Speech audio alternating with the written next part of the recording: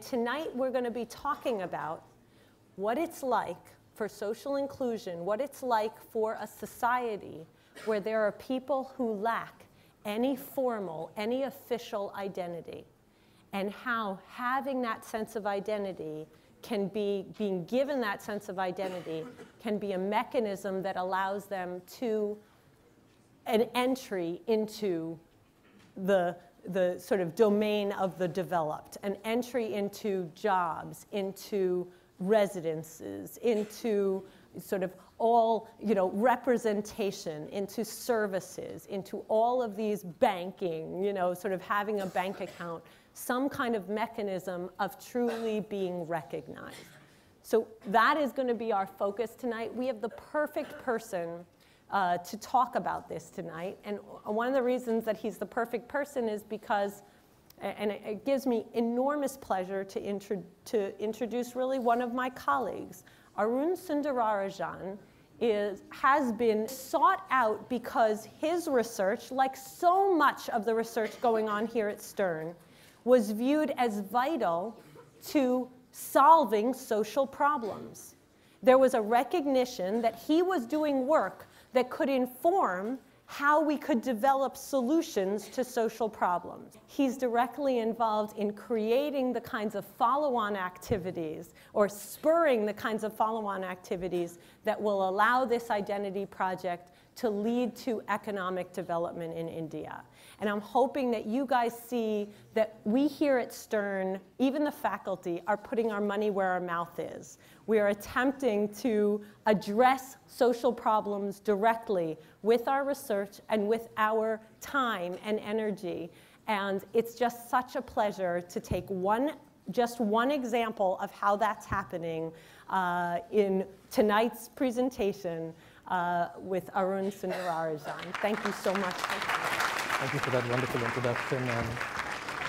This is a project that I got drawn to a little over 2 years ago.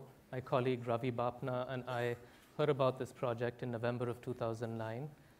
And I've been involved in it, and I've been studying it ever since. It's a massive effort to try and create social change using information technology, business, and government. Towards motivating the project, let me start with a couple of examples. So here's an example of a villager who lives in Karnataka, one of India's states. She has no formal education. Her income is less than $2 a day. She relies in part on a government program, a federal unemployment program called the MGNREGA, which guarantees her a minimum wage for about 100 days a year. She also relies on a ration program, which a number of Indians rely on. This provides subsidized food. The government subsidizes the price that she pays for her food. The trouble with the MGNREGA program is that often the payments don't come through. Often there is more than one person under the same name enrolled in this program. Some of the trouble with the ration program for which her household is issued that identity card that you see up there. This is for her, her husband, various other people who live in her household, is that often the supplies don't reach the ration shop in her village. Often what comes there isn't the amount that it's supposed to be because part of it is taken along the way by intermediaries. She has a cousin who lives at home who wants to migrate, who wants to leave the village and go to the city in search of work. But this is a challenge because her cousin doesn't have an independent form of identity. Her cousin can't take the household ration card with her because it's for the household. And so if her cousin reaches the city, then she will not be able to prove that she is who she says she is. This leads to challenges like, how do I send the money that I earn back to my village? How do I find a place to live? How do I prove that I am who I say I am? How do I connect to formal economic institutions? Okay, so this is one example. Okay, let me give you another example. This is someone who has had a successful professional career, a very successful doctor, has many professional degrees, is able to own property, has traveled, has lived in 3 different countries, therefore has been issued a passport, one form of identity, in order to get travel visas and for immigration, owns a car, as a consequence of owning a car, has another state-issued form of ID, a driver's license. This driver's license is also used by him to get his credit cards when he has to prove who he is when he checks into a hotel, to get his health insurance. His primary interaction with the government is in paying income tax, and so he is issued a third form of identity, what's called a PAN card, issued to everybody in India who pays income tax. Okay, so this is a highly educated person. I'm not allowed to tell you how much he earns. Why am I not allowed to tell you how much he earns? Well, because when I was growing up, he would tell me, Arun, well-brought-up people don't talk about how much money they earn. There are more important things in life than money. So yeah, this is my father. He's lived in India for most of his life. And if you think about the contrast between this case and the previous case, the contrast is pretty stark. But if you contrast this palette of identification and this palette of things that my father enjoys, they aren't that different from what a middle class or upper middle class person is used to in the industrialized world, in the United States, in Western Europe. So the thing about India is that it's more than one country. Okay, it's a country of vast differences. Okay? On the one side, you have poverty, you have a lack of education among a significant fraction of the population. A lot of people rely on food subsidies. There are holes in the way in which these food subsidies are delivered.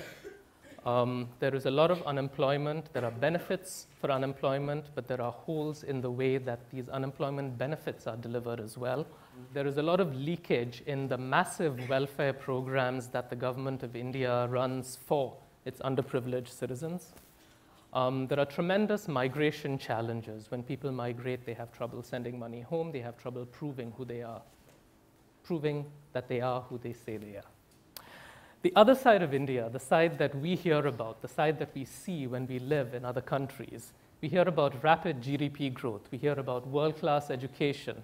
We hear about a growing middle class that will sort of soon eclipse the middle class of any other country in the world except China. We hear about the software sector, India being a technology leader. We hear about financial services. We hear about excellent hospitals, and we hear about international mobility and tourism. So India is a country of vast differences. And one of the ways in which these differences is highlighted is that the people on this side typically don't have a unique form of identity. They either rely on a group identity, like a ration card, or they simply have no way of proving who they are, proving that they are who they say they are, and therefore are unable to sort of connect to the formal economic institutions that you and I take for granted. Whereas the persons on this side, so there's evidence in India that there are institutions that can be connected to and can give people a good way of life if they have the right identity. So the project that I'm involved with, the Aadhaar project, the effort to give India's 1.2 billion citizens, in India's 1.2 billion residents, each a unique digital biometric-based identity. The chairman of this authority, the Unique Identity Authority of India, is a man called Nandan Nilekani. Many of you have read about him in that Wired article that you were given. His name has become synonymous with this project, even though he's the first person to step back and say that, this is not my vision. I've just stepped in to sort of lead this and to make it happen. It's the vision of the government of India. I have so many talented people with me. So I met him in March, and I sat down with him, and I told him that I'd be talking to you in April. And we had a half-an-hour conversation. We videotaped parts of it. I've taken out a few clips that I'm going to show you through this session. Here's the first one. Well, this is actually a project which began in the Indian government in 2006. Okay. And the idea was to create a unique identity number for every resident of India. And the initial impetus came because as they increased their social spending, as the government of India spent more money on food or fertilizer, fuel, or guaranteed employment, entitlement payments, and all these things, people began to realize that the core beneficiaries were not identified well. Okay. And that databases were full of ghosts and duplicates, and therefore there's a lot of leakage and diversion of public money to not reaching the real beneficiaries. So that's how the need came for having a way to identify people uniquely, so that they could be, so that the targeting of benefits could be much more accurate and there'd be less losses. Okay. But there's another equally profound and compelling reason for it, which was that a large number of Indian residents don't have any acknowledgement of existence, because all birth certificates are often not registered even today, and therefore many people are there without a birth certificate. Many of them don't have a school certificate, or they have an ID which is very limited in nature. They're part of a group ID like a ration card in a village, but that doesn't travel, the ID doesn't travel with them. So as India becomes a much more migrant society, a much more mobile society, the need was felt that to bring the people who don't have an ID into the ID system, Okay. and those who have an ID to upgrade them to something which is a nationally mobile ID. Okay. And that's how, so one part of this is improvement of public expenditure, making it more efficient. Yeah, yeah. But the other part of it is empowerment and inclusion of people who are marginalized. Okay. So there's both a social thing in terms of bringing people in, as well as an economic thing in terms of making things more efficient. Okay. So these two objectives, to bring people who are excluded into the formal economic systems and to increase efficiency of the ways in which existing services are delivered. I state the first objective first because I think that's the more important one. That's the one that potentially could lead to fundamental change for a lot of these people. So India has a lot of people, but when we look at India as a country, when the government looks at the population, when the banks look at the population, when the people who want to sell cars look at the population, when the people who are providing benefits look at the population, they often don't see all of them. The India that we see isn't all of the India that there is, because there is this large fraction of the country that is simply not visible. Let me give you a brief timeline of how things evolved. The government entity that was aimed at providing each of these Indians with a digital identity was formed in February of 2009. In June, Nandan Nilekani took over. He's known in India as someone who started one of the country's largest software companies, Infosys. He's one of the country's billionaires. He's perhaps the most recognized or the most recognizable businessman in the country. And so his involvement helps spur, it gives people confidence, or it gave people confidence early on that this would not just be another government project that didn't work out, that this actually had the potential to succeed. There was planning for about a year and a half, and in September of 2010, about 18 months into this planning process, they were ready. They started issuing Aadhaar numbers in September of 2010, and they've gone from 0 to about 170 million in the last 20 months. And so along the way, there's been a fair bit of controversy. There's been a fair bit of opposition for the project. There's been a fair bit of support for the project. Right now, the country is enrolling people. They go around the country, they collect 4 biometrics and issue a 12-digit number. 3 of the states are leading the way. These are states that have a history of being at the cutting edge of technology. These states are Andhra, which has the city Hyderabad, Karnataka, which has the city Bangalore, and Maharashtra, which has the city Mumbai. So this is an ambitious goal, right? Enrolling 1 billion people. So how do we think about going about doing something like this? Well, the vision of the UIDAI was a different kind of market-state partnership model. What do you think were the key drivers of the success of this rapid enrollment? Well, I think we spent a lot of time thinking through a highly scalable, incentive compatible architecture of enrollment. Okay. So what we did was we said enrollment is not something we can do by ourselves. We should do it through partnerships. Okay. And we said the logical partners are those who have interest along with us to have better identity for their target group. For example, a state government doing a public distribution system would like to make its public distribution system more accurate with real identities of people, and therefore they would be a partner for enrolling people and so forth. So we developed these partnerships with state governments, with banks, with the post office, with oil companies and so forth, and so we have something like 50 different partners. Okay. And then we built a highly replicable enrollment architecture where an enrollment agency could just buy the basic hardware, which was all certified by us, take our application software, it would run on any platform, on like a Windows or a Linux or whatever it is, and assemble an enrollment station. So enrollment station became replicable very quickly because anybody could, it was plug and play. Okay. And then we created a whole ecosystem for operator certification. Okay. We required thousands of operators. Yeah. So the combination of multiple registrars, multiple enrolling agencies, thousands of enrollment stations, thousands of operators, all using the same software platform and performing to the same sort of rules, gave us the ability to scale this up. And we had 27,000 locations where enrollment was going on. So this highly scalable architecture was very important. And the business model for that also is important because we only reimbursed our partners on successful Aadhaars getting the thing. So everybody had a stake in enrolling and making sure that the number was generated because that's how they got paid for it. That seems really so important. It was like we pay about $1 per person. So here's the partnership model that they've put together. A lot of the intelligence comes from a central planning commission, UIDAI. There are 50 registrars, state governments, other interested agencies, 75 enrollment agencies. The 5 that I've put up there have each been responsible for enrolling more than 5 million people each. One of them is a large software company, but there has been a lot of entrepreneurship here.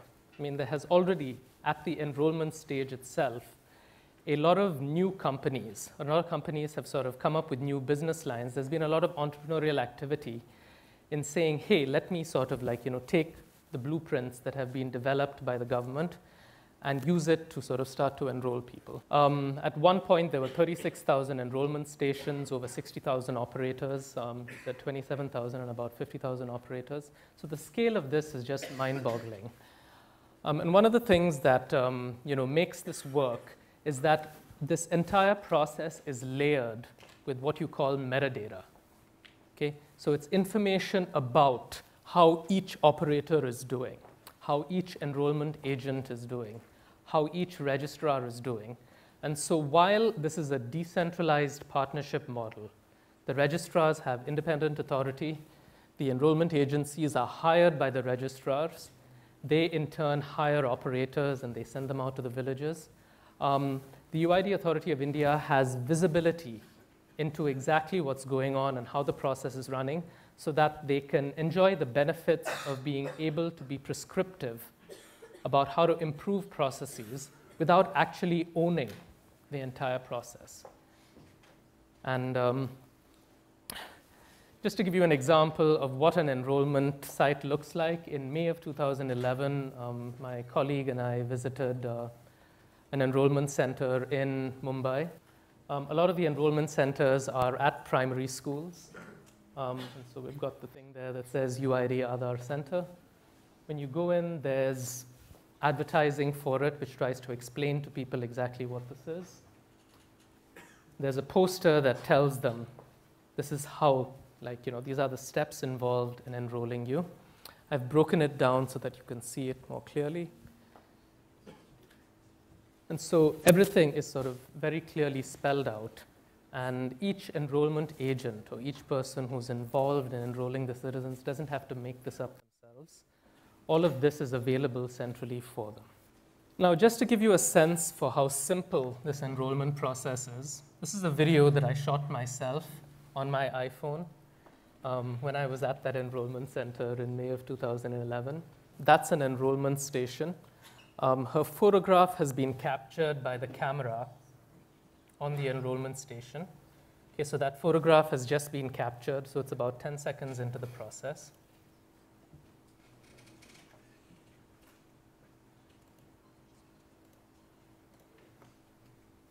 Okay, and after her photograph is captured, they capture her fingerprints and then her thumbprints. Then they have this device which they hold up against her eyes to do a retinal scan capture.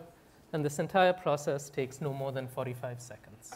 So that's what happens when people actually get to the enrollment center. That's what happens when they're actually in there saying, like, I've heard about this. I know it's not mandatory. This is not something that you need to be a citizen to get. It's something for all residents. It's not something that's required. It's something that you volunteer to get. So how do you get the word out? The UID authority and its partners have tried a whole bunch of different things. They've done newspaper advertising nationally, and all of this was over a year ago. They came up with street plays that would try to sort of act out to people the benefits of this. They had volunteers go to different villages to explain.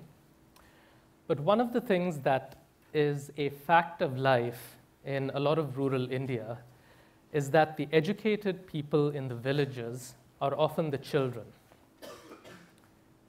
And so there was a challenge, which was like, if the children are the educated people in the villages and we want to communicate this to them, how do you explain to a 6-year-old what the value of identity is? Well, here's how you do it. You create a comic. So this is a comic. It's called Bola's Story. And it explains in a way that is appealing to a 6-year-old what the value of identity might be. There's a rival who takes part in certain activities that may or may not be condoned. There's an authority figure who's not happy about those activities. But then there's a case of mistaken identity. And you are getting in trouble for something that you didn't do.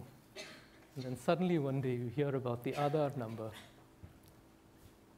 And so the child says, well, I don't want to be mistaken for this person who's engaging in these nefarious activities. So once I get my proof of identity, I can prove that I am who I say I am. The comic is a little disingenuous. The Uncle G character would have to be carrying a biometric reader for this to actually work. But the basic idea comes across. So this was part of the marketing material. And then it sort of appealed to the children to explain to their grown-ups. There was one for older kids as well that I'm not going to go into the details of. So that's how they're getting the word out. In terms of how the identity is going to be used, it's been inspired by the fact that a lot of the people who are involved in planning and executing this project are from the technology industry. So in a sense, the inspiration for how this is put together has come from the technology sector. So let's hear again from Nandan about where that inspiration came from. He's talking about how digital business models involve people or companies not owning every part of the process. But anyway, let him tell you. In the sense that one company would do the OS, one would do the chip, one would make the computer, the distribution to somebody else. And that's how the PC world happened. And then you had the whole internet world, now you have the social world, then you have the whole app store world. And what we saw in this was that how companies had created ecosystems. Yeah. And we examined why those ecosystems worked. And part of the reason why those ecosystems worked was they created platforms for different people to do innovation on the platforms. Okay. So our view was that why can't we think of identity as a platform? Okay. And historically, when governments have done ID programs, they're for one purpose. They're to get better voter ID cards or for security or for something else. We said, why don't we make the ID neutral in the sense we focus on just identifying that the person is the person. Yeah. And then let different applications use that basic identity to do further things like whether it's eligible for a bank account or whether it's eligible to be a citizen or eligible for a passport. Those are really sort of business rules of the domain of that area. Yeah. And therefore we said let's sort of layer the ID separate from the application.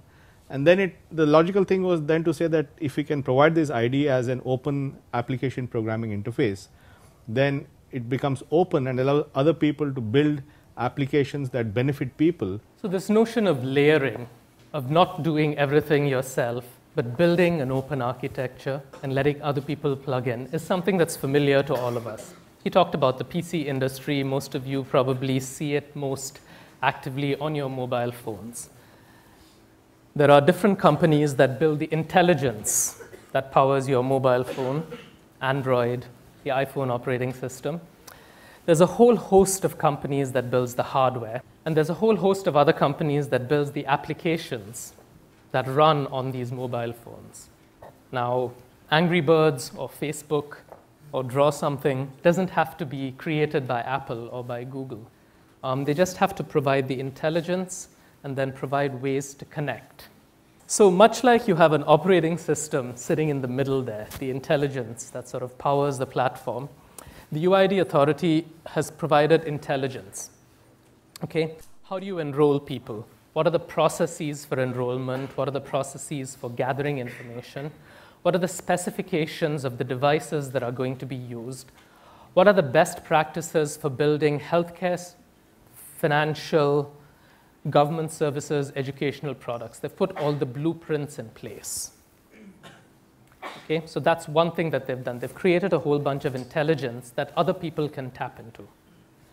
In addition, they've created a platform whereby if any company wants to use authentication in their product, for example, if you're a bank and you need to authenticate someone swipes a card, your ATM authenticates you by saying, enter your PIN. So if they want to authenticate someone using their biometric, they send the person's number and biometric to the government database and ask, do these two match?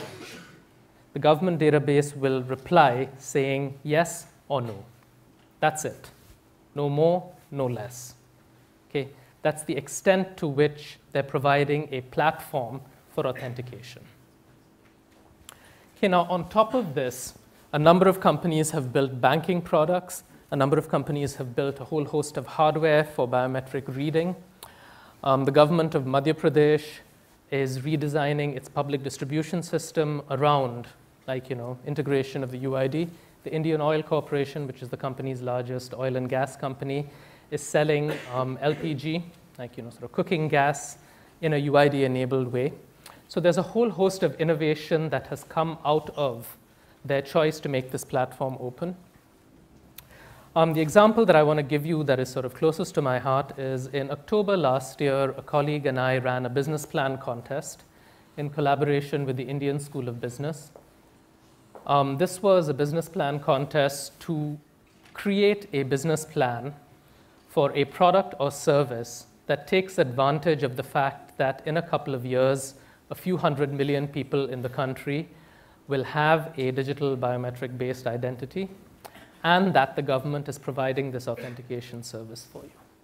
So we received 41 entries. They were from business schools all around the country. They were also from companies like Infosys and Google and Microsoft. Some of the products that really struck me were, there was one product to prevent people from cheating in examinations. This is a problem in India. There was a whole host of healthcare applications. And there was this really creative application to prevent leakage or to prevent people who run government welfare stores from actually taking the supplies that have been sent to the village for others. So it was sort of an electronic UID integrated thing. So they span the spectrum. It gave me a sense for just how much entrepreneurship the UID is spawning. And it's spawning it because of the choice of its platform, that it's kept it open, it's put these blueprints out there, and it hasn't said you can only use this for government services, or you have to have a particular kind of authorization in order to understand the design to be able to build things. It's an open platform, just like the iPhone or the Android. Okay, so I have one case, and then I'll tell you really a little bit about my research. But first, let's hear from Nandan again. You've spent a couple of decades sort of building India's most successful software. 3 decades. 3 decades building Infosys, right? And so what's your experience been sort of working in government, after that long stint of working as an entrepreneur? No, I think that was, of course, that was a fabulous experience for me, and I learned a great deal and also hopefully contributed. But I think the big difference to my mind is in the private sector, you have a less number of, you have you have less sort of stakeholders to deal with. You know, like you yourself, as if you're a senior manager or you're the CEO or you're the head of a division, you have a fair amount of autonomy in your area, right? Yeah. Second is that at some decisions require the management of the company to, you know, give the approvals. Yeah. Some more require the board to approve. Okay. Some need to be explained to shareholders, as suppose you're doing a big acquisition or you're changing a strategy, you need to explain that to shareholders and analysts. That's broadly the space in which you operate. Okay. In the public space, it's a lot more diverse. There are a lot more stakeholders. There's the parliament, there's the bureaucracy, there's the government, there's the judiciary, there is the media, there are social activists of different hues. There are oversight bodies like the CAG, the CVC and the CBI. There is the Right to Information Act, which allows people to ask questions about you. So there are lots of players who have very different priorities, different goals and so forth. And therefore, how do you therefore get some degree of consensus in this situation that this is the way to go and sort of make it happen? Is very difficult, because everything that somebody agrees, somebody else will disagree with. So how do we, in that much more complex mosaic of stakeholders and agendas, driving something towards a successful outcome is pretty complex. Okay, but it's probably a challenge that's worth it, right? Oh yeah, it's worth it because the outcome is so high. So by any measure of enrollment success, the UID project has been successful so far. What I found fascinating was this description of stakeholders, because if you're a company, you put together this innovative partnership model, you build a successful platform, you put together a great marketing strategy. Okay, you put these three pieces together, this would roll out, and if it had a good value proposition, it would succeed. But I've understood in my own small way just how much more complex things can be when you're trying to get business and government and all those other stakeholders in society to actually work together. There was a pilot of banking services in a state of India called Jharkhand. It has a relatively high fraction of people who don't have banking services. And just this, setting up a way for people to withdraw money, this required the alignment of a whole host of different players and entities. So the photograph there is of the micro-ATM. This is like a credit card reader. It enables a shopkeeper to become a bank teller. Okay, so this required a bank. It required the National Payments Corporation. It actually required another organization called FINI, which authorizes people to connect to the banking switch. It required coordination with 3 different government agencies, one who does unemployment, one who does old age pensions, and a third that does school disbursements. It required the UID Authority of India and the government of Jharkhand.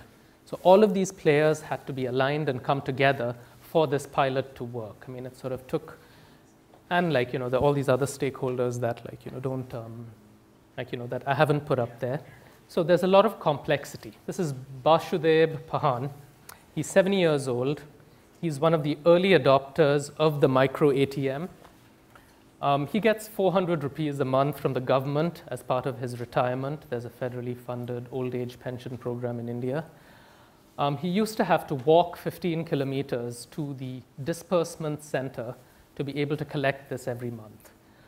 Sometimes there would be too long a line. He would have to sleep there and then try the next day. Now it simply appears in his bank account. So for him, it's like magic. He just goes, he proves that he is who he says he is, and he gets his money. Now, establishing that the impact of this is going to go beyond isolated cases like this requires research, the kind of research that the faculty at Stern do. And so about 2 years ago, I began planning with my collaborator, Ravi Bapna, a project to measure over the next decade the socioeconomic impact of this massive government initiative. Okay, so that's my main collaborator. Here are some of the other collaborators at the Indian School of Business. There are a couple of PhD students from NYU, one from Stern and one from Steinhardt, who've gotten involved, a couple of others who are already interested. Some of the questions that we're asking have to do with, will welfare improve over time? Is the early UID rollout effort actually including people who are excluded, or is it simply giving people who have 3 forms of ID yet another form of ID? And then we're going to run what are called randomized trials on the rollout of banking applications and employment applications. There's also an NYU students MBA team, 5 members, Vivek, Saurabh, Aditi, Kristen, and Jackie, who are studying the evolution of the UID ecosystem and the extent to which the market state model that is represented in the UID's rollout is actually innovative. They've been working on this for the last 3 months. They'll be going to India for field work for 10 days next month. I don't see any undergraduates on this slide as yet. That's because I haven't asked you as yet, but come fall, in that undergraduate research database, you're going to see some projects, and hopefully I'll get to work with some of you as well. So I'd love to share with you my first findings, but I can't. I can't because I'm going to be talking about them tomorrow, and the Wall Street Journal approached me and my colleague and wanted to be the exclusive breaker of these results. This is the kind of thing that they do. So while I can't tell you about them now, it's not going to be in the newspaper, but it's going to be on a popular India-directed blog that the Wall Street Journal runs called India Real Time. I thought I'd close by the way I closed my conversation with Nandan. Do you have any message for the next generation of business leaders that are watching this and that are thinking about business not just in terms of maximizing profits, but in terms of its social impact as well? Oh, absolutely. I think we are at a very interesting cusp because on the one hand, we have huge social problems to solve globally, right? I mean, it's about education, about better healthcare, about better public services. It's a global issue. On the other hand, the technology we have at our disposal is unprecedented. Okay. We have stuff today, the clouds and cheap devices and broadband and all that wasn't really available, even a few years back.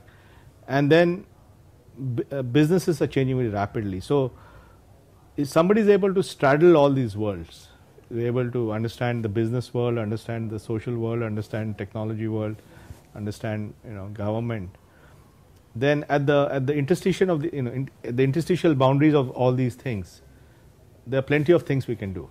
Okay. Because it's really, it's the sort of juxtaposition of these worlds that all the opportunity lies. So Okay. that's I hope your course will help them to get that macro view of what's happening. Okay, yeah, I certainly hope so too. All right, thank you very much. Thanks, Nandan. Arun. I really appreciate you taking the time. Sure, thank you so much. Okay. It had been a while since I had heard the term interstitial boundaries. It's a term that comes up a lot when you're studying semiconductors, and I was an electrical engineering major. But these are these spaces that are sort of unoccupied between layers that should be in contact. And as I think about the way in which these massive socio-technical infrastructures are emerging, not just in India and in the industrializing world, but in the United States and other parts of the world as well, I'm starting to feel that they can become the glue that sort of pulls together. They've already pulled together businesses with their consumers. They are pulling together people with each other. And they're starting to be this sort of glue that fills these gaps between business and government, between government and society. So I think that there's a tremendous amount of potential here for digital technologies and massive socio-technical infrastructures starting to play the same kind of role that formal economic institutions have played historically. So that was the thought that I wanted to leave you with. This is a fascinating project. I'd love to hear your questions. And thank you for listening. So I understand the whole idea on building upon the platform in terms of apps and innovation and uses of the UID, but like we see with Facebook and Android and iOS in general, there's a problem of privacy in terms of actually, I guess, manipulation and fraud. So especially when the UID deals with biometric data, how does the UID project see privacy when compared to Android and things like that? That's a great question, especially when a government is creating a nationwide biometric-based. People involved in this project have thought very hard about the privacy implications. There have been tremendous investments in keeping the data secure. As I mentioned, the fact that it's open doesn't mean that anyone will have access to the actual information that's collected. They can only send information they collect and get a yes/no answer back. So a company won't be able to access your biometrics or access your name, your date of birth, or your address. They can only ask whether your ID and your biometric match. Now, that having been said, once you have a common number that starts to be used in financial services, in health, mobile services, in education, across a host of services, databases will start to be created. I mean, much like they've been created in the United States. It strikes me, I'm amazed at how much information a typical company has, or actually how much information there is in companies about a typical resident here. It's far, far less in India than it is over here, but that's going to change. But perhaps it's a byproduct of, sort of using digital technology for progress. So it's certainly something that continues to be discussed. There is an active sort of privacy lobby in India that has used this project as their touchstone to sort of rally. There are varying opinions about, where does privacy rank on the set of civil rights or the set of civil liberties. And some of the people who are getting this biometric-based identity lack the ability to own property, lack the ability to open a bank account, lack the ability to get the government services that are intended for them. I'm not saying that privacy is more important or less important than this, just that it has to be put in the context of the problem that is actually being solved, okay, and the freedoms that they are trying to give people. All right, but wonderful way to start the discussion. Do you see this expanding on a global level into other countries that might have similar problems? Yes and no. I know that the UID Authority of India, the government agency that sort of planned and executed this, is already working with at least one other country to give them a similar sort of biometric-based identity infrastructure. And so a lot of the design and learning that has gone into saying that this shouldn't just be for one service, this should be open. While being open, it should be secure in the following ways, will translate to other countries. This learning will translate to other countries. However, I don't expect that any of these countries is going to have a population that is anywhere near the scale of the population of India. So the impact of these things, just in terms of its impact, it's probably going to be the biggest project of its kind. So, yes? Do you think this project has any bearing on illegal immigration and migrant workers in America? I haven't really thought about whether it does for the United States. It certainly has a bearing on migrant workers in India. And the way it has a direct bearing on them is that a lot of times people who migrate from one city to another or from a village to a city in India, the money that they earn, they spend too fast because they can't open a bank account. So they spend more than they need to. The money that they save, they often have trouble sending it back to their village. There are countless stories I've heard of people stitching the banknotes into their clothes in order to transport it so that it doesn't get stolen. And so, it's when migrant workers have the ability to electronically send money, this will probably increase the willingness with which they are going to migrate. Now, there's a counterpoint to that, which is an interesting one, which is when someone migrates in India now, they seek out people from their hometown. They stay close to them because they need them to find a place to live.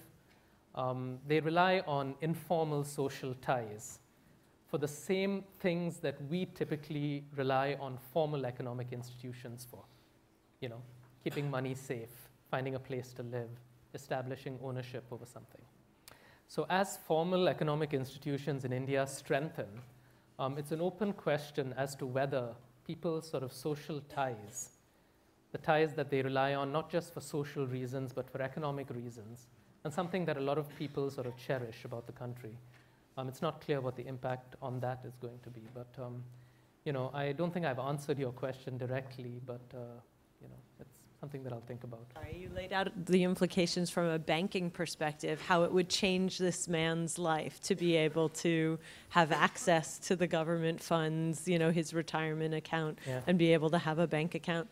I'm wondering if on the jobs component, sort of the ability to obtain a job, or if you could lay out some of those examples. Sure.